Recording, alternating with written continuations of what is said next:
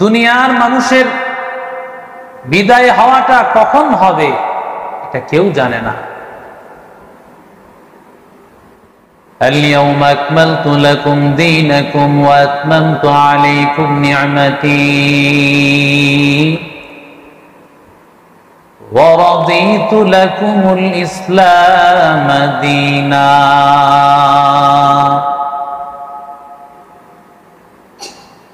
আল্লাহ বলেন আজকে দিন পরিপূর্ণ হয়ে গেল।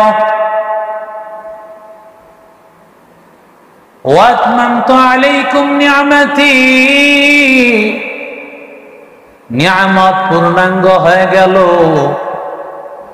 ورضيت لكم الإسلام دينا, ইসলাম ধর্ম আল্লাহর কাছে পছন্দনীয় ধর্ম হয়ে গেল। দিন পূর্ণাঙ্গ, আল্লাহর নিয়ামত পূর্ণাঙ্গ, ইসলাম ধর্ম আল্লাহর কাছে পছন্দনীয়। আল্লাহ তাআলার এই বাণী নিয়ে জিবরাইল আলাইহিস সালাতু ওয়াস সালাম হাজির হয়ে গেলেন। এই দিন ছিল আরাফার দিন।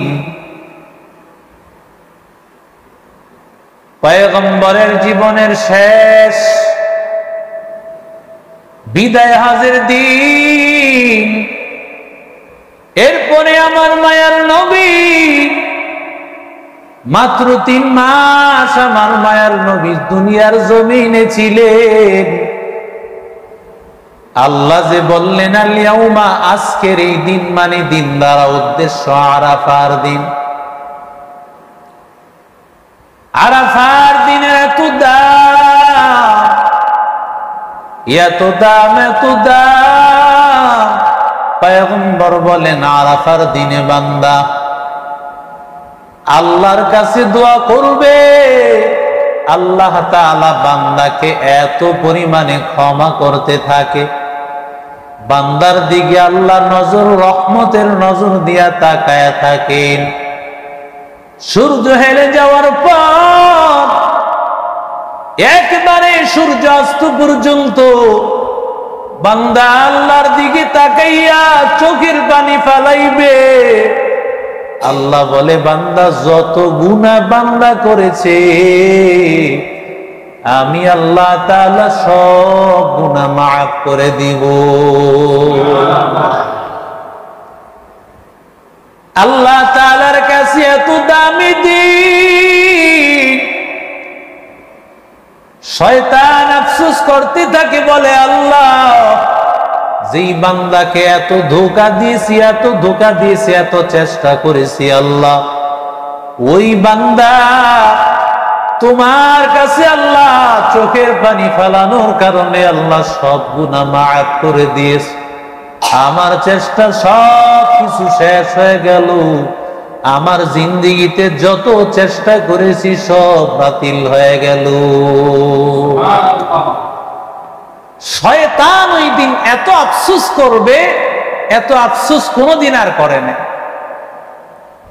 কারণ আল্লাহ বান্দাকে ক্ষমা করবে ভাই। আরাফার ওই দিন হজের সবচাইতে বড় রুকন আল হাজ্জু আলা আরাফা। আরাফাই হলো হজের রুকন। হজের আসল কাজ হলো আরাফায় অবস্থান করা সামান্য সময়। এজন্যই দেখা যায় যেই মানুষগুলো অসুস্থ হয়ে আছে, মক্কার সৌদি আরবের সরকারের পক্ষ থেকে তাদেরকে অ্যাম্বুলেন্স দিয়ে সামান্য সময় আরাফার ময়দানে ঘুরাইয়া তাদেরকে আবার হসপিটালে পৌঁছায় দেওয়া হয়।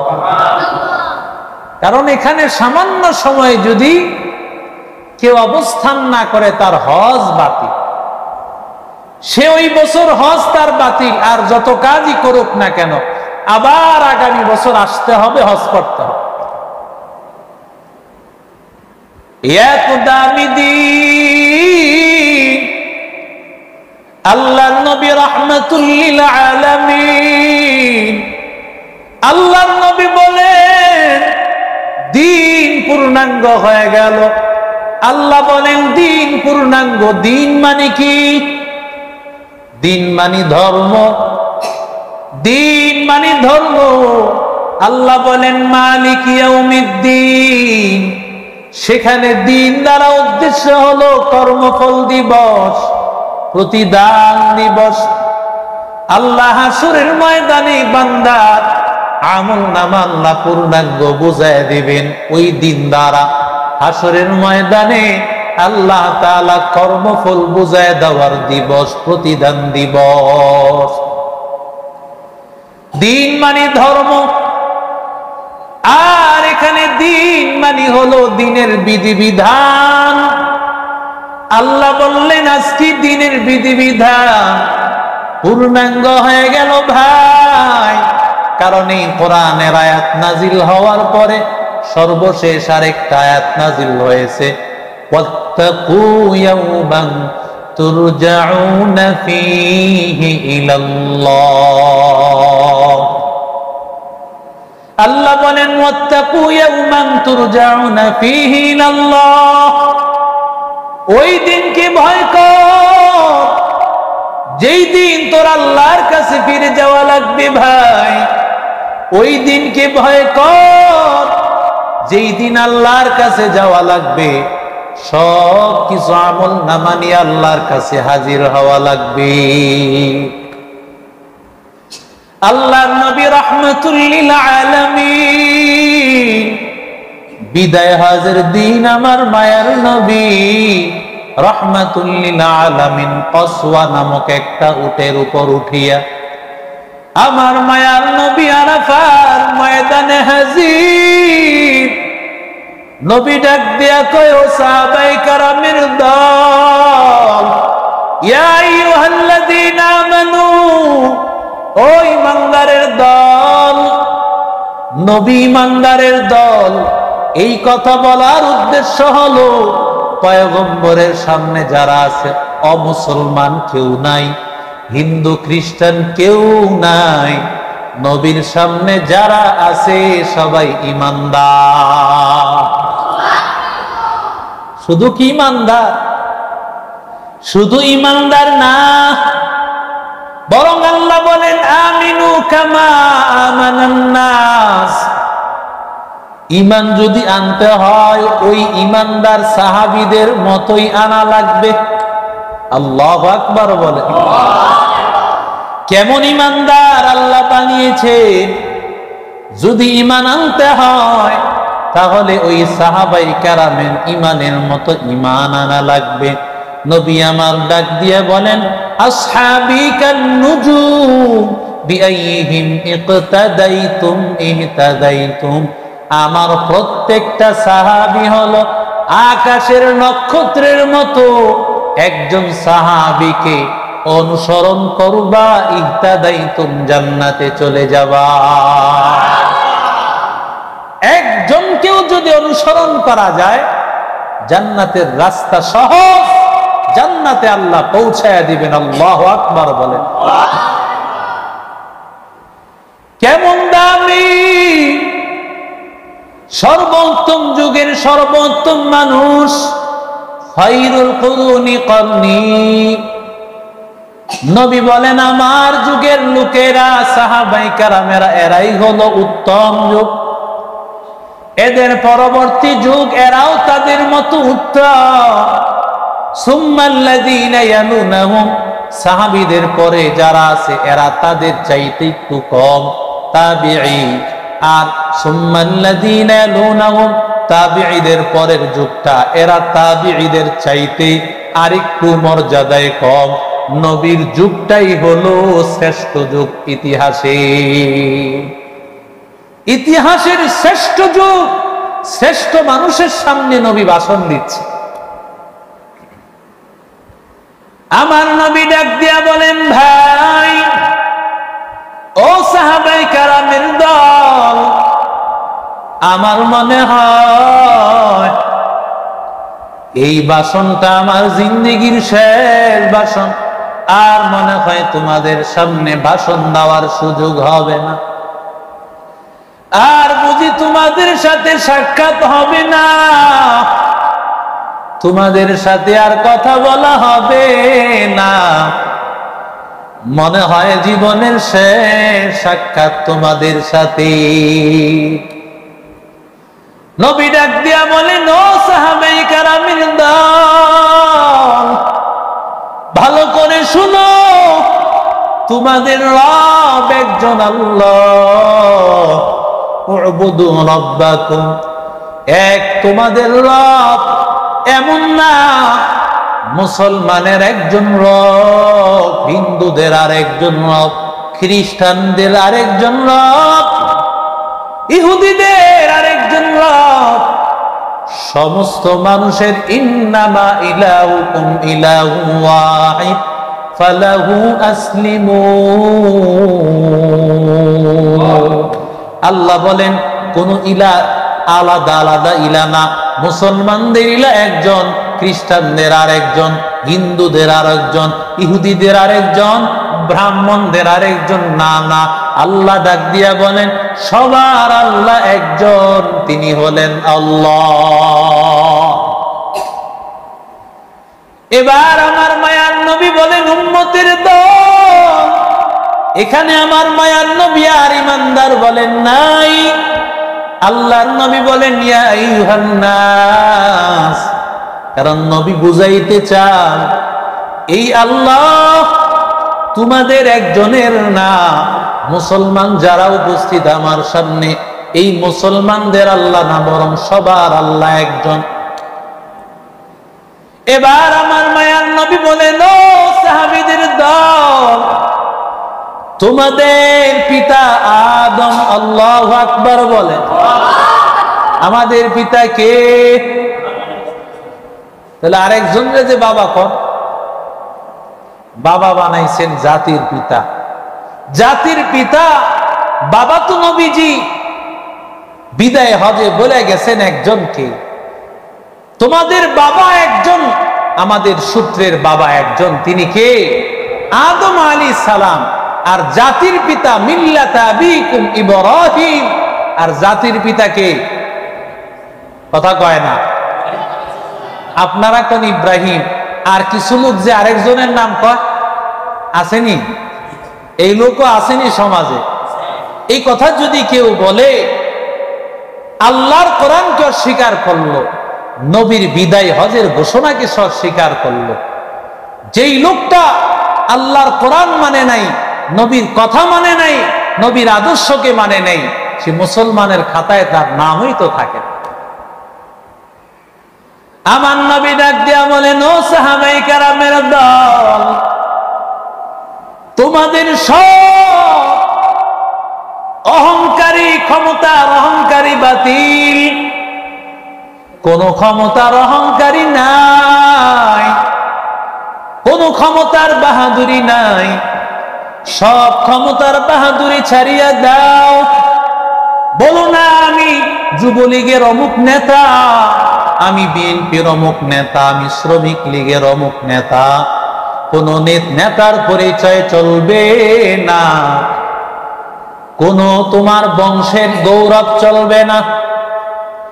আমি চৌধুরী বংশের লোক, আমি মাতবর বংশের লোক, আমি নবাব বংশের লোক, আমি কাজী বংশের লোক, আমি সৈয়দ বংশের লোক। আল্লাহ বলে না না, তোমার এই পরিচয় চলবে না। ইয়া আইয়ুহান নাসু ইন্না খালাকনাকুম মিন যাকারিন ওয়া উনসা ওয়া জাআলনাকুম শুউবান ওয়া ক্বাবাইলা লিতাআরাফু ইন্না আকরামাকুম ইনদাল্লাহি আতকাকুম। আল্লাহ বলেন তোমাদের একজন বাবা, একজন মা, আদম এবং হাওয়া আলাইহিস সালাম, এই দুইজন থেকে আল্লাহ তোমাদের সবাইকে বানাইছে। দুনিয়ার সবাই সেই হিসাবে ভাই, সবাই সেই হিসাবে বোন। তোমাদের গোড়া একজন, কিন্তু আল্লাহ তাআলা তোমাদেরকে শুউবা ওয়া ক্বাবাইল, আল্লাহ তোমাদেরকে গোত্রে গোত্রে ভাগ করেছেন। আল্লাহ তোমাদের দেশে দেশে ভাগ করেছেন। কেউ বাংলাদেশি, কেউ বা পাকিস্তানি, কেউ বা মালয়েশিয়ান। আল্লাহ তাআলা এইভাবে পরিচয়ের জন্য দেশে দেশে ভাগ করেছেন। আবার দেশের মধ্যে কেউ বা নারায়ণগঞ্জের, কেউ বা ঢাকার, কেউ মুন্সিগঞ্জের, কেউ কুমিল্লার। আবার ওই জেলার মধ্যে আল্লাহ তাআলা থানাও ভাগ করেছেন। আল্লাহ বংশগতভাবে ভাগ করেছেন। কেউ বলেন আমি সৈয়দ বংশের, মানে তার বংশ আলাদা। কেউ কাজী বংশের, মানে আলাদা পরিচয় থাকার জন্য। যেমন আব্দুল্লাহ একজন নাম, এই আব্দুল্লাহ কাজী বংশেরও একজন থাকতে পারে, সৈয়দ বংশের একজন থাকতে পারে, নবাব বংশেরও একজন থাকতে পারে। পরিচয়ের জন্য আব্দুল্লাহকে বাংলাদেশি আব্দুল্লাহ, কোন জেলায় বাড়ি বলে নারায়ণগঞ্জের, তাহলে অন্য জেলার আব্দুল্লাহ না, নারায়ণগঞ্জের কোন থানা, বংশ কি, এইভাবে ভাগ হয়ে গেল। তার মানে পরিচয় স্পষ্ট হয়ে গেল। এই পরিচয়ের জন্য লিতাআরাফু, একমাত্র পরিচয়ের জন্য আল্লাহ তাআলা ভাগ করেছে। শুধু পরিচয় না থাকলে ভাগ করত না।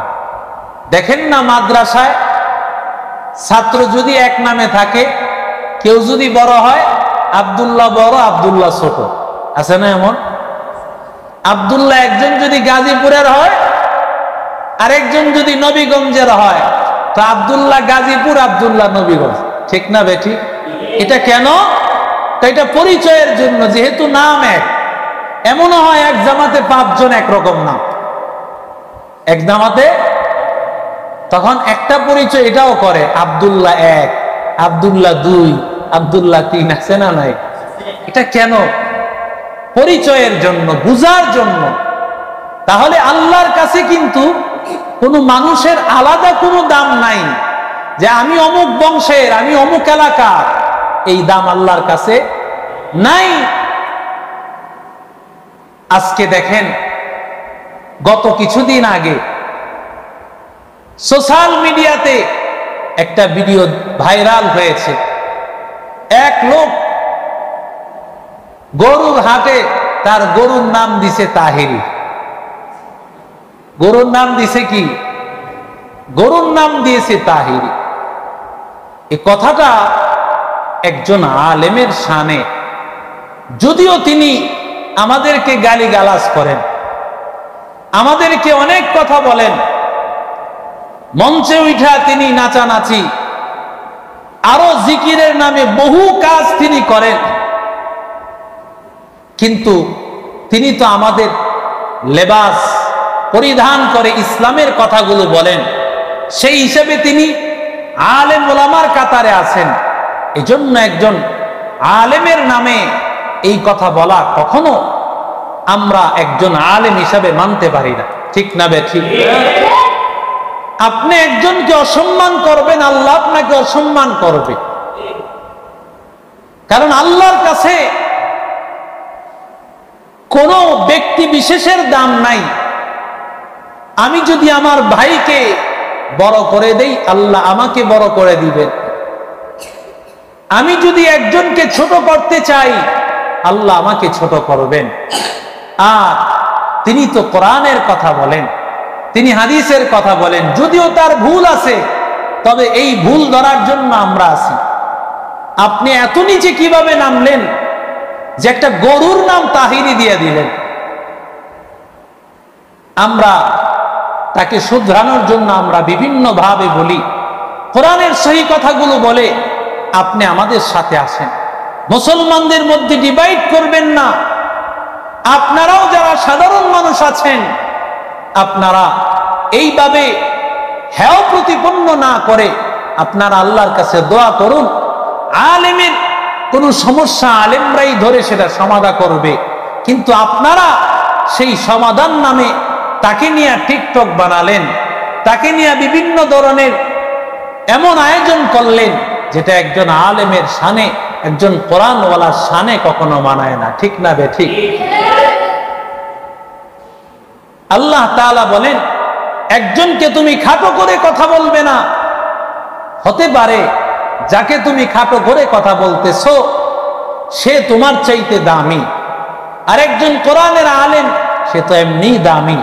আমরা দোয়া করব আল্লাহ সমস্ত আহলে হক ওলামায়ে কেরামকে এক প্ল্যাটফর্মে এসে ইসলামকে পৃথিবীর বুকে সমুন্নত করার তৌফিক দান করেন, সকলে বলি আমিন। নবীজি বলে দিলেন কোন ধরনের অহংকার থাকবে না, একমাত্র যদি সম্মান আর ইজ্জতের ভিত্তি থাকে সেটা হলো তাকওয়া। আল্লাহু আকবার বলেন। সম্মানের ভিত্তি কি? তাকওয়া। যে যত বড় মুত্তাকি সে তত বড় দাম। সুবহানাল্লাহ বলেন। যে যত বড় মুত্তাকি সে তত বড় দাম। আল্লাহর নবী মুহাম্মদুর রাসূলুল্লাহ সাল্লাল্লাহু আলাইহি ওয়াসাল্লাম পয়গম্বর বলে, এরে উম্মতের দল, সমস্ত মুসলমানেরা তোমরা ভাই ভাই। আল মুসলিম আখুল মুসলিম। বিদায় হাজির ভাষণে আল্লাহর নবী বলেন, ও উম্মতের দল, তোমরা সকলে ভাই, এক মুসলমান আর একজনের ভাই। আজকে সমাজে কিছু মানুষকে দেখা যায় ওরা বলে হিন্দু মুসলিম ভাই ভাই। আসেনি? হিন্দু মুসলিম ভাই ভাই না, একমাত্র মুসলমান মুসলমান ভাই। নবী বলেন, আল মুসলিম আকুল মুসলিম ইন্নামাল মুমিনুনা ইখওয়া। কোরআনে আল্লাহ বলেন সমস্ত মুমিনরা, সমস্ত মুসলমানেরা সবাই ভাই ভাই। এই কথা যারা বলে হিন্দু মুসলিম ভাই ভাই, এরাই তো এই স্লোগান দেয় ধর্ম যার যার, উৎসব সবার। ঠিক না বেঠি?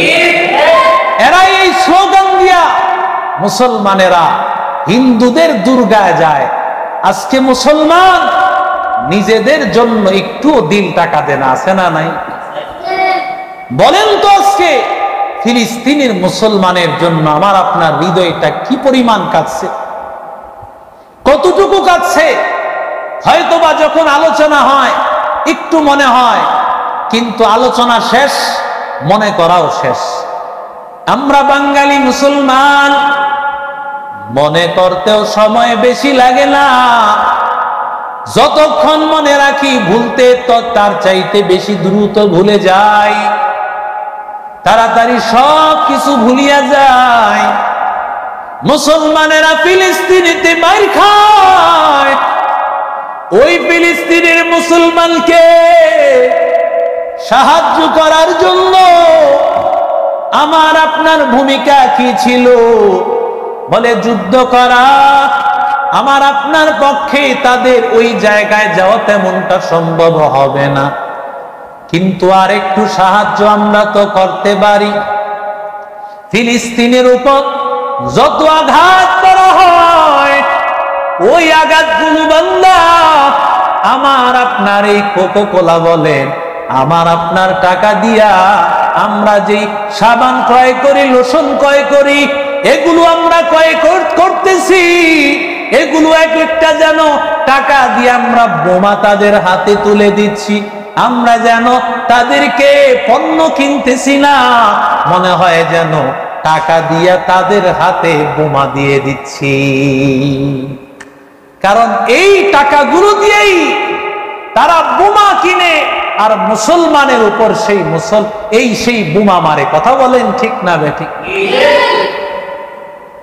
একটা পণ্য শুধুমাত্র বয়কট করা হয়েছিল, মাত্র 1-2 দিনের মধ্যে তাদের ব্যবসা ডাউন হয়ে গেছে। কথা কন ঠিক না বেঠিক? কিন্তু আজকে দেখেন মুসলমানদের ঘরে ঘরে ইসরায়েলি পণ্য, দখলদারীদের পণ্য রে ভাই, জালেমদের পণ্য ভাই, ইসলামী মুসলমানদের রক্ত চোষা ওই ইহুদি তাদের পণ্য মুসলমানদের দোকানে দোকানে। এরে আল্লাহর বান্দারা, আজকে আমি আপনি যদি ইহুদিদের এই পণ্যগুলো বাদ দিয়া দেই, আল্লাহর কসম মুসলমানদের, ফিলিস্তিনি মুসলমানদেরকে সাহায্য করার জন্য এটাই যথেষ্ট হয়ে যাবে। বাংলাদেশ থেকে আজও পর্যন্ত কোনো কার্যকরী ভূমিকা পালন করা হয় নাই। শুধু বাংলাদেশ থেকে যদি একটা ভূমিকা পালন করা হতো যে আমরা ইসরায়েলি কোনো পণ্য বাংলাদেশে ঢুকতে দিব না, একটা দোকানদার যদি চিন্তা করত আমার দোকানে ইসরায়েলি পণ্য রাখবো না, হয়তো বা বেচা কিনা একটু কম হতো। কিন্তু আল্লাহর কসম, হাসরের ময়দানে আল্লাহ যখন জিজ্ঞাসা করবে, ও আব্দুল্লাহ, ও আব্দুল করিম, তুমি বাংলাদেশে ছিলা, আমার আল্লাহর বান্দারা, আমার বান্দাগুলো, ছোট ছোট নাবালেক মাসুম বাচ্চাগুলো, তোমার মার জাতি, তোমার বোনের জাতিদেরকে এইভাবে নির্যাতন করেছে, এইভাবে ধর্ষণ করেছে, তোমার কি ভূমিকা ছিল? তখন আল্লাহর কাছে কি জবাব দিব? জবাব দেওয়ার রাস্তা আছে? কোন জবাব দেওয়ার রাস্তা নাই, বরং আল্লাহর কাছে তখন ধরা খেয়ে যাব। আমরা যদি একটা টার্গেট গ্রহণ করতে পারি, ইসরায়েলি সব পণ্য, বলে এখন ফ্রি দিলে তো মুসলমান ফ্রির পিছনে ঘুরে। যদি এমনও হয় যে একটা কিনলে 9টা ফ্রি, মুসলমান সে একটার টাকাও দিতে প্রস্তুত না থাকার কথা। কথা বলেন ঠিক না বেঠিক? যদি এমন হয় যে একটা কিনলে 9টা ফ্রি, মুসলমান তো এমন হবে যে আমি একটা কিনেও সে টাকা আমি অমুসলিমদের হাতে তুলে দিব না, কারণ আমার টাকা দিয়েই আমার ভাইকে, আমার বোনকে, আমার ছোট্ট ছোট্ট বাচ্চাগুলোকে ধ্বংস করে দিব। ঠিক না বেঠিক? কি করলাম আজকে মুসলমানেরা? আজকে আমাদের ভূমিকা কি? আমরা কিছুই করতে পারিনি। আল্লাহর নবী রাহমাতুল লিল আলামিন নবী বলেন, তোমরা সবাই মুসলমান ভাই, একে অপরের ভাই, এক মুসলমান আরেকজনের ভাই, রাহমাতুল লিল আলামিন। এরপরে আমার মায়ার নবী ডাক দিয়া বলেন, আজকে দেখি জাহিলি যুগের সব প্রথা বাতিল ভাই।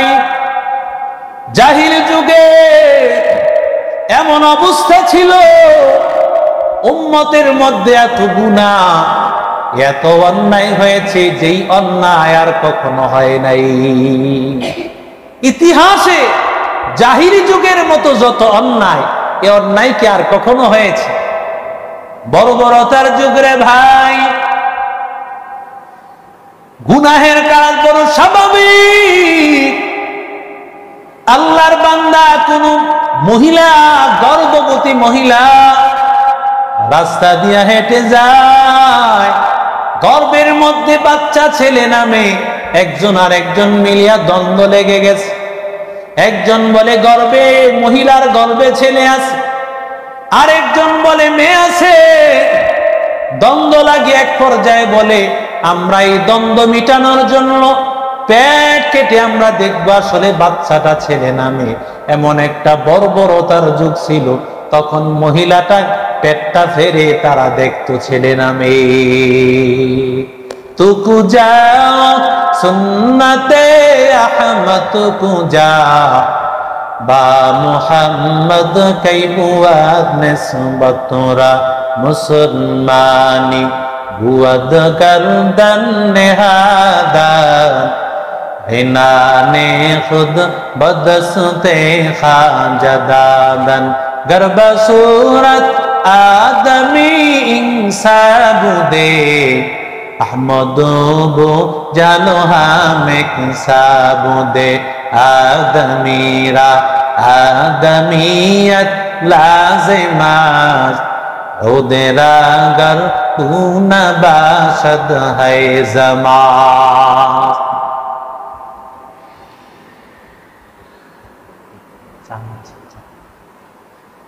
এরে নবীর আশিক উম্মতের দল,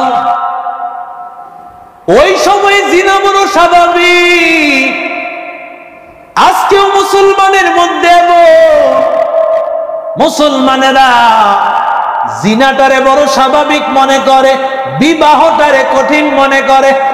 আছে না নাই?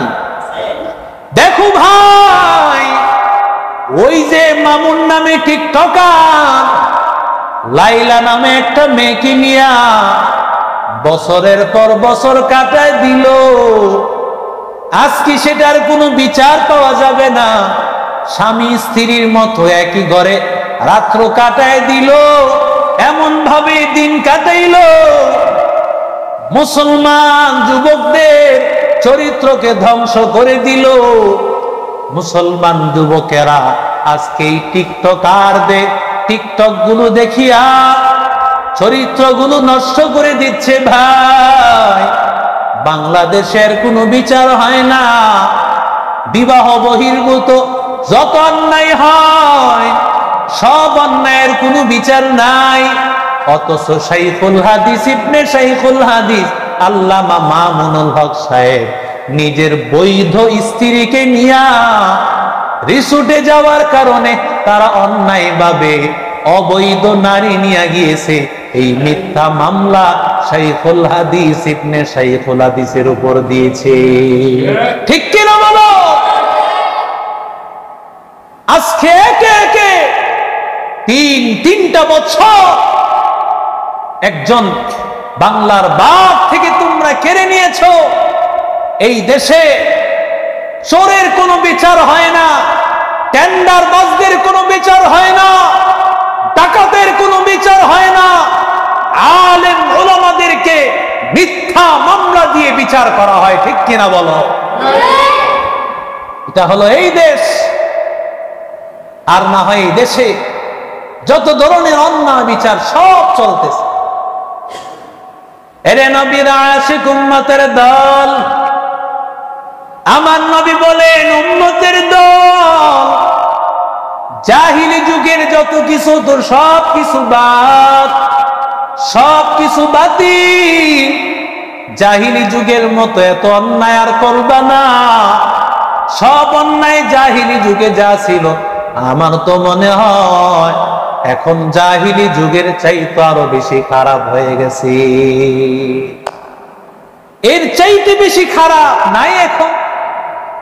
নিজের স্ত্রীকে টুকরা টুকরা করে ফেলছে, নিজের স্বামীকে টুকরা করে ফেলছে, নিজের সন্তানকে টুকরা করে ফেলছে, নিজের বাবাকে মেরে ফেলছে, নিজের মাকে মেরে ফেলছে। আছে না নাই? জোরে বলছে।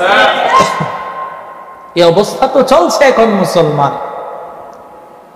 আল্লাহর নবী রাহমাতুল লিল আলামিন, আমার নবী ডাক দিয়া বলেন, ও সাহাবায়ে কেরামের দল, সুদ তোমাদের জন্য হারাম। ওয়া আহাল্লাল্লাহুল বাইআ ওয়া হারামার রিবা, আল্লাহ তোমাদের জন্য ব্যবসাকে হালাল করেছে, সুদকে হারাম করেছে। যারা সুদ খায় ওরা মনে করে ভাই ব্যবসার মধ্যে যেমন ভাবে আমি একটা পণ্য ক্রয় করেছি 10,000 টাকা দিয়া, ওটা যেমন ভাবে 15,000 20,000 টাকা দিয়া বেচ, সুদটাও তো এমন। আমি 1 লাখ টাকা তারে দিছি, বিনিময় 1,10,000 নিছি। টাকায় জিনিসে জিনিস বাড়ায়, টাকায় টাকা বাড়ায়, অথচ আপনি এটাকে সুদ বলতেছেন। আল্লাহ বলে, বান্দা না না, তোমার যুক্তি সব কিছু বাতিল, আমার আল্লাহর কথাই সব হলো বাস্তব। ঠিক কিনা? যুক্তি দিয়া কখনো ইসলাম হয় না। যুক্তি দিয়া কি মুক্তি হয়? কথা বলেন। যুক্তি দিয়া তো মুক্তি হয় না। আর না হয় এতগুলো প্রাণী কেন জবে করে কোরবানির সময়? মানুষের যুক্তিতে ধরে না। আল্লাহ তাআলা বলেন, ও দুনিয়ার মানুষেরা, তোমাদের যুক্তিতে ধরে না। দেখো না, আমি আল্লাহ তাআলা কুকুর মানুষ মারে না। গরু প্রতি বছর কোরবানিতে কোটি কোটি কোরবানিতে গরু জবে হয়ে যায়। কিন্তু তাকায় দেখো, একটা কুকুর আগে একটা সময় হত্যা করার একটা সিস্টেম ছিল। সিটি কর্পোরেশন থেকে হত্যা করে ইনজেকশন দিয়ে ট্রাকে করে নিয়ে যেত। এখন হত্যা করা বন্ধ। এমন হয় যে কোনো এলাকায় কুকুরের উপদ্রবে সেখানে পা পর্যন্ত রাখা যায়। কিন্তু দেখেন একটা কুকুরকে মারা হয় না, কুকুরে একটা বাচ্চা দেয় একসাথে 5টা 7টা, ঠিক না বেঠিক? যেই পরিমাণ বাচ্চা হয় সেই হিসাবে কুকুরের জ্বালায় তো রাস্তাঘাটে পা ফালানোর মতো জায়গা হওয়ার কথা ছিল, ঠিক না বেঠিক? কুকুরের বাচ্চা দেখেন কয়টা, অথচ গরু বছরে বছরে কোটি কোটি পরিমাণে কোরবানিতে হয়, প্রতিদিন হয়, শুক্রবারে হয়, এরপরও গরু কি কম না অনেক বেশি? আল্লাহ বলে, যুবক ও মুসলমানের দল, আমি আল্লাহর কথা বাস্তব, তোমাদের সব চিন্তা বাতিল, আমি আল্লাহর চিন্তাই বাস্তব বান্দা। আমি আল্লাহ তাআলা তোমাদের জন্য সুদকে হারাম করে দিলাম, সুদ তোমাদের জন্য হারাম। কারণ যে সমাজের মানুষ সুদ খায় ওরাই জিনা করে, আর যারা জিনা করে এদের মধ্যেই খুন খারাপিও হয়। সুদ যারা খায় এরা জিনা করে, আর যারা জিনা করে ওরা খুন খারাপিও করে। সমাজের মধ্যে সুদখোররাই সবচেয়ে খারাপ, কথা কোন ঠিক না? আযমুদ দুনিয়া কুল্লাহা, নবীজি বলেন পৃথিবীতে সবচাইতে দামি দিন রমজান ছাড়া সবচাইতে দামি দিন, সবচাইতে দামি দিন হলো জিলহজের 1 তারিখ থেকে নিয়ে 10 তারিখ পর্যন্ত। আল্লাহু আকবার। আল্লাহ এই 10টা রাতের কসম করেছেন, ওয়াল ফাজরি ওয়া লায়ালিন আশ, 10টা রাতের কসম, কোরবানির দিন ফজরের নামাজের কসম। সুবহানাল্লাহ বলে। এজন্য এই সময়গুলো চলে যাচ্ছে, আর খুঁজে পাওয়া যাবে না। ফাকসিরু ফীহিন্না তাহলিল ওয়াত তাকবীর ওয়াত তাহমিদ, নবীজি বলেন এই দিনগুলোতে তুমি লা ইলাহা ইল্লাল্লাহ পড়ো, আলহামদুলিল্লাহ পড়ো, আল্লাহু আকবার বলো, সুবহানাল্লাহ বলো। আল্লাহর নবী বলেন, ও সাহাবায়ে কেরামের দল, আইয়ু ইয়াউমিন হাযা, সাহাবায়ে কেরামেরা বলেন, পয়গম্বর ইয়াউমুন হারাম, নবীজি বললেন এটা কোন দিন? সাহাবীরা বললেন এটা হলো সম্মানিত দিন, আরাফার দিন। আল্লাহর নবী এবার বিদায় হজের ভাষণে নবী সাহাবীদেরকে বলেন, ফাইয়ু শাহরিন হাযা, এটা কোন মাস? সাহাবীরা বলেন শাহরুল হারাম, সম্মানিত মাস, জিলহজের মাস। পয়গম্বর এবার ডাক দিয়ে বলেন, আইয়ু বালাদিন হাযা, এটা কোন শহর? সাহাবীরা বলেন বালাদুন হারাম, মক্কা শহর, সম্মানিত শহর। পয়গম্বর এবার ডাক দিয়া বলেন, আল্লাহ তাআলা ইন্নাল্লাহা হারামা আলাইকুম দিমাকুম ওয়া আমওয়ালাকুম ওয়া আরাযাকুম কা হুরমাতি ইয়াউমিকুম হাযা ওয়া শাহরিকুম হাযা ওয়া বালাদিকুম হাযা। পয়গম্বর বলেন এই মাস যেমন তোমাদের কাছে বড় দামি, এই মাস যেমন দামি, এই আরাফার দিন তোমাদের কাছে যেমন দামি, মক্কা নগর যেমন ভাবে দামি, ঠিক তেমন ভাবে একজন মুসলমানের মাল তোমাদের কাছে তেমন দামি। একজন মুসলমানের রক্ত তোমাদের কাছে বড় দামি, একজন মুসলমানের সম্মান তোমাদের কাছে বড় দামি। মুসলমানকে হেয় প্রতিপন্ন করবা না, একজন আর একজনের মাল আত্মসাৎ করবা না। আল্লাহ তাআলা জুলুমকে হারাম করে দিলেন। ও সাহাবায়ে কেরামের দল, আজকের এই দিনে আল্লাহ তাআলা তোমাদের জন্য জুলুমকে করে দিয়েছেন হারাম। কারণ ও জালেম, তোমার বদদুয়া আল্লাহ কবুল করবেন না, কিন্তু মাজলুম আল্লাহর কাছে যেই বদদুয়া করবে, বদদুয়া করতে দেরি আমার আল্লাহর কাছে পৌঁছতে দেরি হয় না। আল্লাহর নবী রাহমাতুল লিল আলামিন বলেন, সালাসু দাওয়াতিল মুস্তাজাবাত, তিনটা বদদুয়া আল্লাহর কাছে কবুল। একটা হলো দাওয়াতুল মাজলুম, মাজলুম আল্লাহর কাছে যেই বদদুয়া করে ওই দোয়া ওই বদদুয়া আল্লাহ ফিরায় দেয় না বান্দা। 2 নম্বর হলো দাওয়াতুল মুসাফির, সফর অবস্থায় মুসাফির বান্দা যেই দোয়া করে বদদুয়া করবে সেটা আল্লাহ কবুল করবেন, দোয়াও আল্লাহ কবুল করবেন। 3 নম্বর হলো দাওয়াতুল ওয়ালিদি আলা ওয়ালাদি, মা বাবা যদি সন্তানের উপর দোয়া করে ওই দোয়াটাও কবুল হয়ে যায়।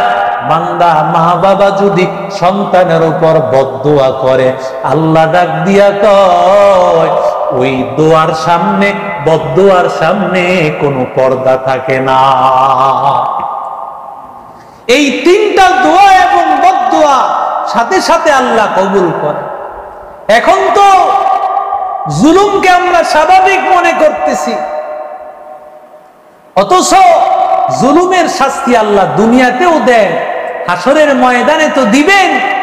আল্লাহ তাআলা জুলুম করে অন্যায় করে অন্যের জমি দখল করেছো, হাসরের ময়দানে কারো মাথার উপর মনকে মন, মাথার উপর মাটি নিয়ে হাঁটতে থাকবে। মানুষেরা বলবে এই লোকের হালত এমন কেন? আওয়াজ আসবে এই লোকটা বোনের হক মেরে দিয়েছে,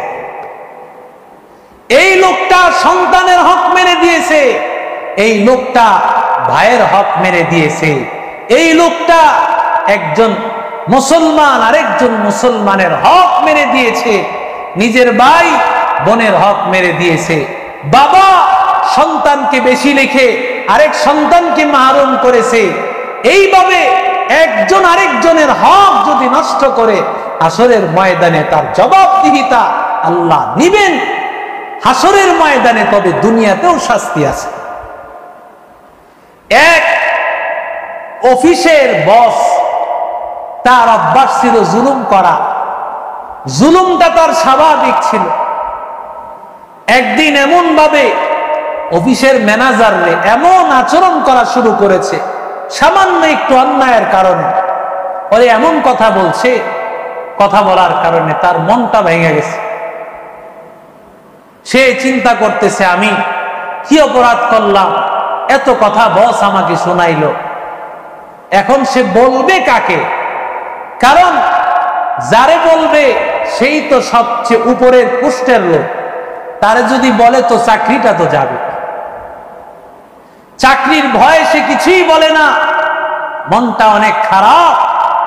আল্লাহর বান্দা এমন সময় যখন অফিসের ভিতরে কর্মচারীকে দেখছে কাজ করতেছে, কাজের 19-20, মাথা তো আগ থেকেই গরম, কারণ মালিক তারে অনেক কথা শুনাইছে। এই রাগ এসে ঝাড়ছে ওই কর্মচারীর উপর, এই বেড়া তুই মানুষ নি বেড়া, দুনিয়ার কথা কয়ে হেরে একবারে এক করে লাইছে। এরে মা বাবার নাম তুইলা যা আছে মুখস্থ ছবিনা শোনায় দিছে, সবক শোনায় দিছে। এই লোক কয় আমি তো আগে পরেও আরো কিছু অপরাধ করছি, কিন্তু ম্যানেজার তো কখনো আমাকে এমন ভাবে আচরণ করে নাই, এমন আচরণ করলো। মনটা তছনছ হয়ে গেছে, ভেঙে গেছে। কিভাবে বলবে? বলার তো কেউ নাই, কারণ সে ম্যানেজার সাহেব, বললে ম্যানেজার তার চাকরিটা খেয়ে দিবে। মন খারাপ করে যখন বের হইতেছে এমন সময় দেখে দারোয়ান বসে রইছে। এই বেড়াই না বসে থাকার টাইম নেই, তুই দাঁড়ায় দাঁড়ায় মানুষকে চেক দিস না, কে না কে বাইরে যায়। হেরে এমন বকা শুরু করলো, 2-4-5 মিনিট ধুয়ে লাইল।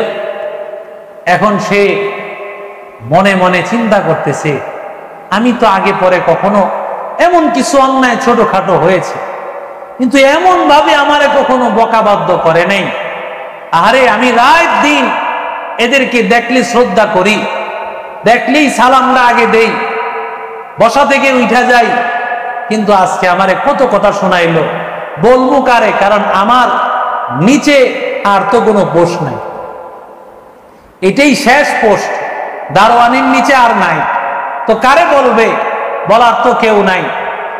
যখন ডিউটি শেষ করে ঘরে গেছে, ঘরে গিয়া যখন বিবি সাহেব খাবার দিছে, লোকমার মধ্যে মাশাআল্লাহ দিলা আনাম মরিচ ঢুকে গেছে। আর বউরে তো একবারে সবক শুনানি শুরু করছে। এই মহিন স্ত্রীরে ডাক দিছে, কয় কি রাঁধছো তুমি? এডি কয় কি রাঁধছি মানে? দৈনিক যা রাঁধি আজকে তো তাই রাঁধছি। মরিচ খাইছো তুমি, দোষ কি আমার? বেশি কথা কবি 3 তালাক দিন। কারণ এখন তো অনেকের মুখের বলি কিছু কবি দিমু তালাক। এখন স্ত্রী বেচারা রাত দিন যেই স্বামীর জন্য এত কষ্ট করে, ওই স্বামী যদি তার এই কথা বলে মনটা কেমন খারাপ লাগে। চিন্তা করতেছে এখন তো আর কিছু বলার রাস্তা রাখে নাই, বললেই তো দিবি তালাক। অনেক কিছু বললো, এত কিছু বলছে, জিন্দিগিতে এমন কথা আর কখনো বলে নেই। ওই যে রাগ এসে যাচ্ছে, আজানের জবাব দেন। আল্লাহু আকবার।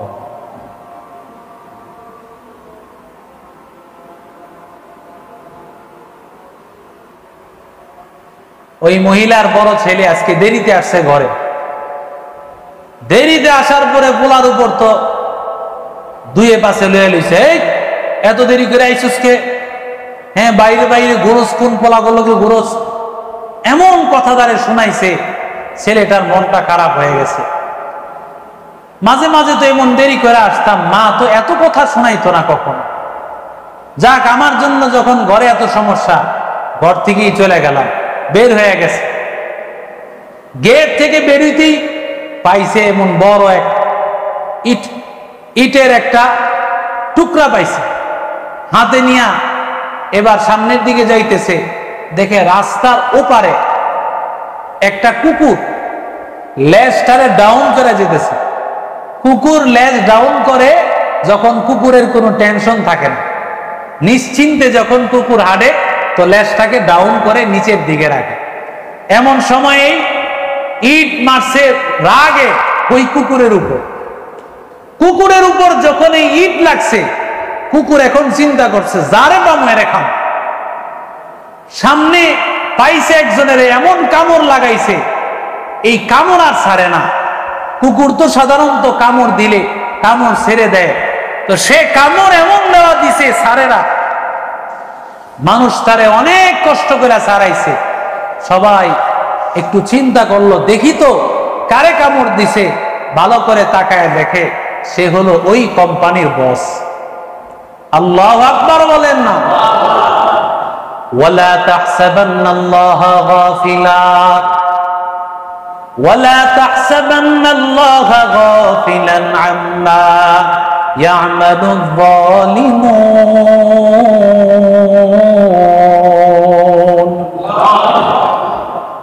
আল্লাহ বলেন, ও জালেমেরা, তোমরা মনে করতেছো আল্লাহ তাআলা বুঝি তোমাদের থেকে গাফেল। আমার আল্লাহ গাফেল না। আল্লাহ সব কিছু জানেন, সব কিছু আল্লাহ দেখতেছে।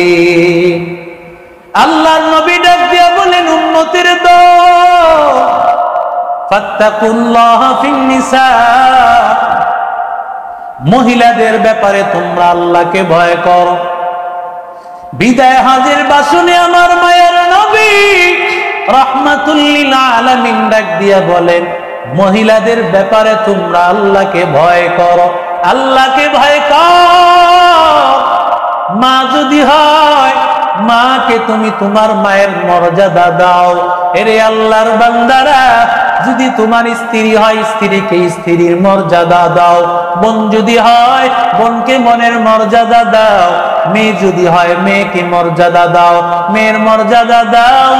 আল্লাহর নবী রাহমাতুল লিল আলামিন ডাক দিয়া বলেন, উম্মতের দল, তুমি নিজের জন্য যা পছন্দ করো, তুমি অন্য মুসলমানের জন্য তাই পছন্দ করো। তুমি যা খাইতে ভালোবাসো, তোমার ভাইয়ের জন্য তাই ভালোবাসো। তুমি যা পড়তে পছন্দ করো, তোমার অন্য ভাইয়ের জন্য সেটাই পড়তে পছন্দ করবা।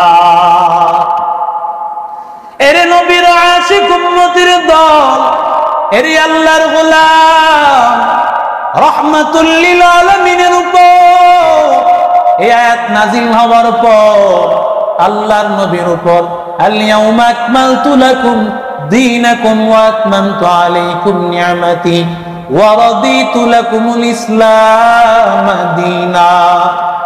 আল্লাহ তাআলা যখন আমার মায়ার নবী রহমাতুল লিল আলামিনের উপর আয়াত নাযিল করে দিলেন, দিন পরিপূর্ণ, নিয়ামত পরিপূর্ণ, ইসলাম ধর্মের উপর আমার আল্লাহর রাজি এবং খুশি পরিপূর্ণ হয়ে গেছে।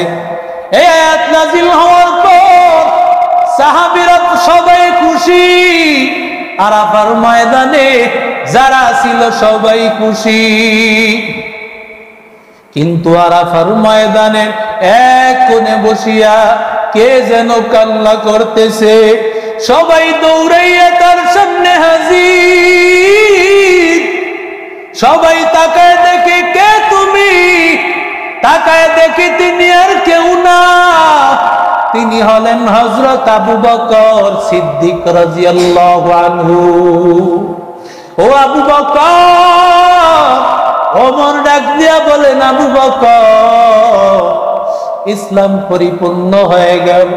আজকে আল্লাহ তাআলা ইসলামকে পরিপূর্ণ করে দিলেন, ইসলাম ধর্মকে নিয়ামত পরিপূর্ণ করে দিলেন। তুমি কি খুশি হও নাই? আল্লাহর নবীর সাহাবী আবু বকর, আবু বকর ডাক দিয়া বলে, উমর, ও সাহাবায়ে কেরামের দল, তোমরা কেন বুঝো না? ইসলাম ধর্ম পরিপূর্ণ হওয়ার অর্থ হলো, ইসলাম ধর্ম পরিপূর্ণ হওয়ার অর্থ হলো, নিয়ামত পরিপূর্ণ হওয়ার অর্থ হলো আমার পয়গম্বর দুনিয়াতে আর থাকবেন না। আমার নবী বিদায়, নবীর ইন্তেকালের সময় চলে আসে।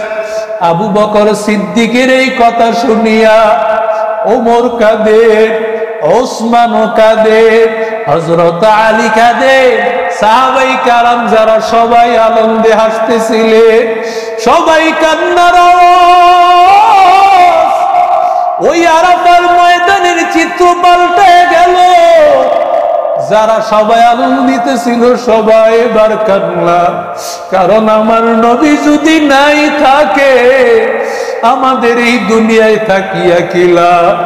এরে আল্লাহর গোলাম, রাহমাতুল লিল আলামিন, আমার মায়ার নবীকে তো সাহাবীরা এতটা মহব্বত করেছে। হযরত ওমর বলেছেন, কেউ যদি বলেন আমার নবী মরেছেন, লা তারাকতু উনুকা, আমি ওমর তার গর্দানকে আলাদা করে দিব। কেউ যদি বলো নবী মারা গিয়েছে, গর্দান আমি আলাদা করে দিব। এক সাহাবী নবীর ইন্তেকালের কথা শুনিয়া দৌড়ায় জঙ্গলের দিকে যায়। জঙ্গলে গিয়া বলে, ও মালিক, ও আল্লাহ, এই চোখ দুইটা রিজার্ভ রেখেছিলাম তোমার নবীরে দেখবো। আল্লাহ, নবী যদি নাই, আল্লাহ এই চোখ দিয়া কি করব? আল্লাহ এই চোখ দুইটা কারিয়া দাও। এরে বান্দারা,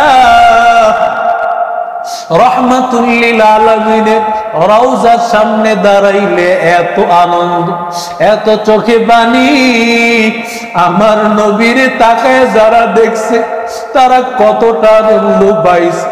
যারা আমার নবীকে সকালেও দেখেছে, বিকালেও দেখেছে, রাতের বেলাও দেখেছে, ওরা যখন দেখলো নবী নাই, পূর্ণিমার চাঁদের আলো নাই, যে নবী থাকলেই খাবার আল্লাহ দেন, যে নবী থাকলেই শান্তি দেন, যে নবী থাকলেই বৃষ্টি দেন, যে নবী থাকলেই রহমত দেন, ওই রহমত, ওই খাবার, ওই নিয়ামত, ওই রিজিক সব কিছু যেন সামনে থেকে চলে গেল। এরে আল্লাহর বান্দারা, আল্লাহর নবী যখন দেখতে পায়, সাহাবীরা সবাই টেনশনে, সবাই কান্নার আওয়াজ। নবী ডাক দিয়া বলেন, ও সাহাবীদের দল, ও সাহাবায়ে কেরামের দল, চিন্তা করো না। লা তারাকতু ফীকুম আমরাইন, লান তাদিল্লু মা তামাসসাকতুম বিহিমা। আল্লাহর নবী বলেন, তোমাদের কাছে দুইটা আদর্শ আমি রেখে গেলাম, দুইটা জিনিস রেখে গেলাম। এক নম্বর হলো কিতাবাল্লাহ ওয়া সুন্নাত রাসূলি, এক নম্বর হলো আল্লাহর কোরআন, দুই নম্বর নবীর সুন্নাত। এরে আল্লাহর বান্দারা, গাড়ির মধ্যে উঠেছ, পাশের সিটের মধ্যে তুমি বসা, তোমার পাশে আরেকজন বসা। হঠাৎ করে গাড়িটা কোনো একটা স্টেশনে কুমিল্লা অথবা চট্টগ্রাম ফেনীতে কোথাও থামাইল। সুপারভাইজার সাহেব বললেন, এখানে 10 মিনিটের বিরতি, আমি আমার সিটের মধ্যে একটা ব্যাগ রাখি আমি নিচে নামিয়া প্রয়োজন সারতে গেলাম। এমন সময় একজন যাত্রী আসিয়া আমার ব্যাগটা উঠাইয়া বসতে চায়। আমার পাশের সিটওয়ালা বলে, দেখতেছো না এখানে একটা ব্যাগ রাখা আছে, লোক আছে, ব্যাগ রাখা মানে লোক আছে, লোকটা বাহিরে গেছে আবার চলে আসবে। নবী বলেন, উম্মতের দল, আমি নবী যদিও নাই, নবুয়তের চেয়ারের মধ্যে দুইটা জিনিস রেখে গেলাম, একটা হলো কোরআন আর একটা হলো নবীর সুন্নাত। এই দুইটা জিনিসকে যদি আঁকড়ায়া ধরতে পারো, তোমাদের টেনশন নাই।